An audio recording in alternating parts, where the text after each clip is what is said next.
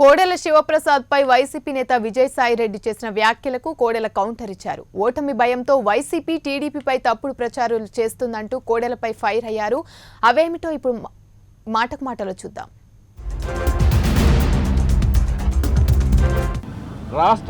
ఆంధ్ర రాష్ట్ర speaker polling బూత్లో enter అయి లోపల నుంచి బోల్ట్ వేసుకొని 1.5-2 గంటల పాటు పోలింగ్ బూత్లో ఉండి తను మ్యానిపులేట్ చేసినటువంటి పరిస్థితులు ఈరోజు ఆంధ్రప్రదేశ్లో నెలకొన్నాయి. వచ్చేటప్పుడు తన చొక్కాలు తానే చించుకొని తన మీద ఎవరో అటాక్ చేశారనని మభ్యపెట్టి ఒక సానుభూతి పొందేటటువంటి కార్యక్రమం చేయడం జరిగింది. ప్రజలు ఇవన్నీ కూడా అర్థం చేసుకుని తిరగబడి ఆయన్ని తరిమి కొట్టడం జరిగింది. ఇలాగే వేమూరు కాన్స్టిట్యున్సీలో మా అభ్యర్థిని మ్యాన్ హ్యాండిల్ చేయడం జరిగింది. పూతలపట్టు కాన్స్టిట్యున్సీలో మా అభ్యర్థిని మ్యాన్ హ్యాండిల్ చేయడం జరిగింది.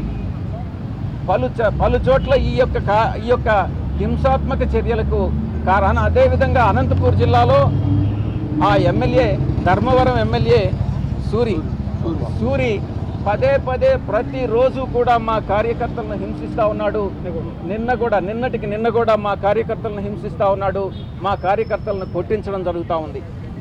ఇటువంటి దుర్మార్గపు చర్యలకు పాల్పడుతున్నటువంటి ఈ రాష్ట్ర ప్రభుత్వం మీద చర్యలు తీసుకోవాలన్నటువంటి దాన్ని మేము ఈసీ దృష్టికి తీసుకువెళ్ళడం జరిగింది.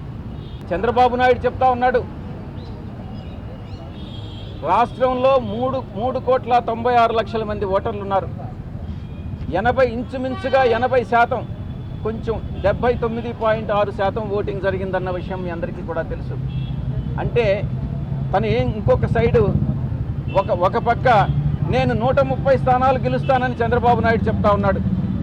ఇంకొక సైడు 30% ఈవీఎంస్ పనిచేయలేదు, 30% ఓటర్స్ ఓటు హక్కును వినియోగించుకునేటటువంటి లేదు అనే విషయం చెప్తా ఉన్నాడు. విజయసాయిరెడ్డి ఏజెంటా మీకు?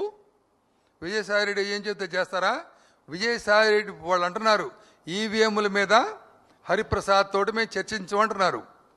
విజయసాయిరెడ్డి ఎందుకుంటున్నాడు మీ రూమ్లో పొద్దాక?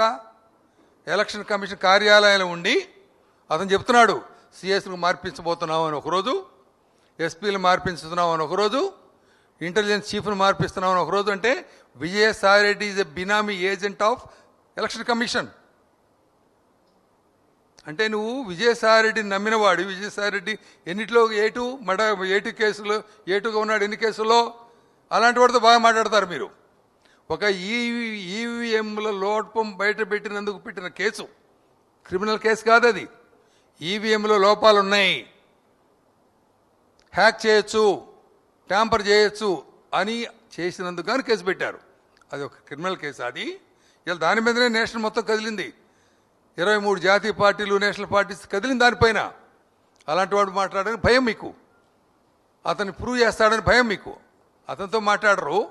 విజయసాయిరెడ్డి మాట్లాడడం కాదు, విజయసాయిరెడ్డి మీకు ఎట్లా డిక్టేట్ చేస్తే ఈసీ అట్లా పనిచేసింది వాళ్ళ.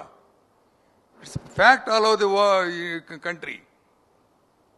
ఎస్పీలు మారుస్తారా? ఏం కనీసం ఎక్స్ప్లెనేషన్ అడగాలి కదా. సిఐలు మారుస్తారు, ఎస్ఐల స్థాయికి వెళ్తున్నారు వీళ్ళు.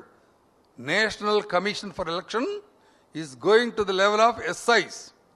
అంటే మీ ఈసీకి మీ క్రెడిబిలిటీ ఏముంది? ఇప్పుడు ఇవాళ నాశనం చేసి పెట్టారు ఎలక్షన్ కమిషన్ యొక్క విశ్వసనీయతని, క్రెడిబిలిటీని.